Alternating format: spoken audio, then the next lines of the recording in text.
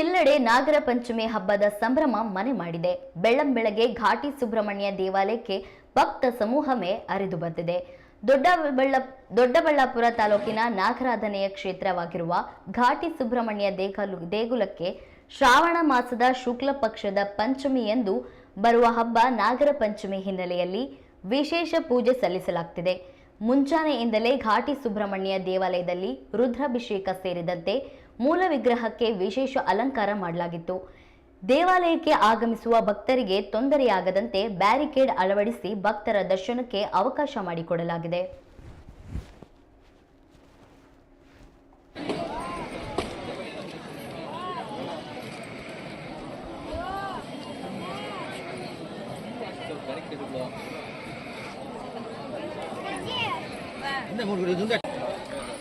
अभी उन्होंने ताले बक्स का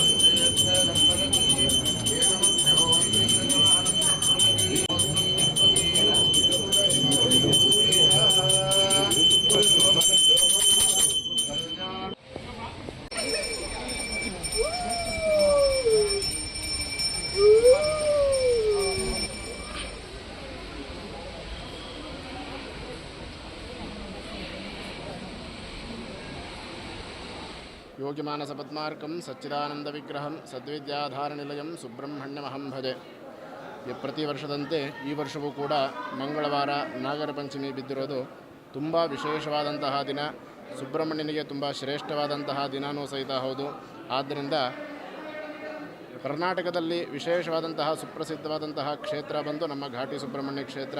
ಸ್ವಯಂಭೂ ಮೂರ್ತಿ, ಒಂದೇ ಶಿಲೆಯಲ್ಲೇ ಎರಡು ದೇವರು ಸ್ವಯಂಭೂ ಆಗಿರೋದೇ ಇಲ್ಲಿನ ಇನ್ನೊಂದು ವಿಶೇಷತೆ. ಸರ್ಪನಿಗೆ ಗರುಡನಿಗೆ ವೈರತ್ವ ಇರೋದ್ರಿಂದ ಸರ್ಪಗಳಿಗೆ ಯಾವುದೇ ರೀತಿ ತೊಂದರೆ ಆಗಬಾರದು ಅಂಥೇಳಿ ಅಭಯವನ್ನು ಕೊಟ್ಟಿರುವಂತಹ ಜಾಗ ಇದು ನರಸಿಂಹಸ್ವಾಮಿ. ಆದ್ದರಿಂದ ಕುಜದೋಷ ಆಗಿರ್ಬೋದು, ರಾಹುಗೆ ಸಂಬಂಧಪಟ್ಟಿರುವಂತಹ ದೋಷ ಆಗಿರ್ಬೋದು, ಮತ್ತು ಕುಜದೋಷ ಆಗಿರ್ಬೋದು, ಮತ್ತು ಚರ್ಮರೋಗ ಆಗಿರ್ಬೋದು, ಎಲ್ಲ ದೋಷಗಳಿಗೂ ಸುಪ್ರಸಿದ್ಧವಾದಂತಹ ಕ್ಷೇತ್ರ ಈ ಘಾಟಿ ಸುಬ್ರಹ್ಮಣ್ಯ ಕ್ಷೇತ್ರ. ಅಂತಹ ಕ್ಷೇತ್ರದಲ್ಲಿ ಇವತ್ತಿನ ದಿನ ನಾಗರ ಪಂಚಮಿ ವಿಷಯ ಅಂಗವಾಗಿ ಪ್ರಾತಃ ಕಾಲ ಬ್ರಾಹ್ಮಿ ಮುಹೂರ್ತದಲ್ಲೇ ಸ್ವಾಮಿಗೆ ಪಂಚಾಮೃತಾಭಿಷೇಕ, ಕ್ಷೀರಾಭಿಷೇಕ, ಮಹಾಮಂಗಳಾರತಿ ಎಲ್ಲ ನೆರವೇರಿ ಬೆಳಗ್ಗಿನ ಜಾವ 4 ಗಂಟೆಯಿಂದನೇ ಭಕ್ತ ಸಾಗರ ತುಂಬ ಹರಿದು ಬರ್ತಾ ಇರೋದ್ರಿಂದ ಎಲ್ಲ ಭಕ್ತಾದಿಗಳಿಗೂ ಅನುಕೂಲವಾಗುವಂತಹ ವ್ಯವಸ್ಥೆಗಳನ್ನು ಮಾಡಿಕೊಂಡಿದ್ದೀವಿ. ಸ್ವಾಮಿಗೆ ಇನ್ನು ಉತ್ಸವಾದಿಗಳು ನಡೆಯುತ್ತೆ. ಉತ್ಸವಾದಿಗಳೆಲ್ಲ ಆದ ನಂತರ ಮತ್ತೆ ಮಹಾಮಂಗಳಾರತಿ, ಬೆಳಗ್ಗೆ ರಾತ್ರಿ ಎಲ್ಲ ಮಹಾಪೂಜೆಗಳು ನಡೀತಾ ಇರುತ್ತೆ. ರಾತ್ರಿ 8:30ಗೆ ಮಹಾಮಂಗಳಾರತಿ ಆಗಿ ಸ್ವಾಮಿಯನ್ನು ಇವತ್ತಿಂದ ಪೂಜೆಗಳನ್ನು ಮುಗಿಸುವಂತಹ ಕೆಲಸಗಳು ನಡೆಯುತ್ತೆ. ಹೌದು, ಅದೊಂದು ಮಹಾಭಾರತದ ಒಂದು ಪುಣ್ಯ ಕಥೆ ಇದೆ.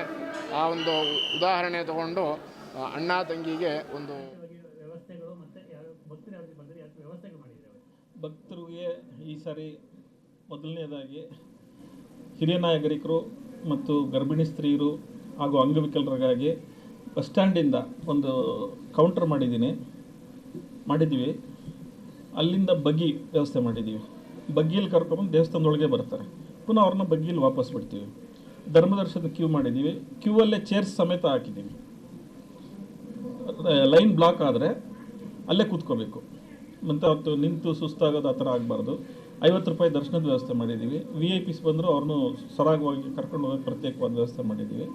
ಉಳಿದಂತೆ ಭಕ್ತಾದಿಗಳಿಗೆ ಪ್ರಸಾದದ ವ್ಯವಸ್ಥೆ ಮಾಡಿದ್ದೀವಿ.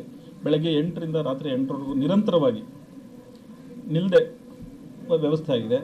ನಮಗೆ ಸಪೋರ್ಟಾಗಿ ಪೊಲೀಸ್ ಸಿಬ್ಬಂದಿ ಇದ್ದಾರೆ, ಹಾಗೆ ಸ್ಕೌಟ್ಸ್ ಆ್ಯಂಡ್ ಗೈಡ್ಸು, NSS ಅವರು, ಶೇಷಾದ್ರಿಪುರಂ ಕಾಲೇಜ್ ಹುಡುಗರೆಲ್ಲ ಬಂದಿದ್ದಾರೆ ನಮಗೆ ಸ್ವಯಂ ಸೇವಕರಾಗಿ ಕೆಲಸ ಮಾಡಲಿಕ್ಕೆ. ಎಲ್ಲ ವ್ಯವಸ್ಥೆಯೂ ಸುಗಮವಾಗಿ ನಡೀತಾ ಇದೆ.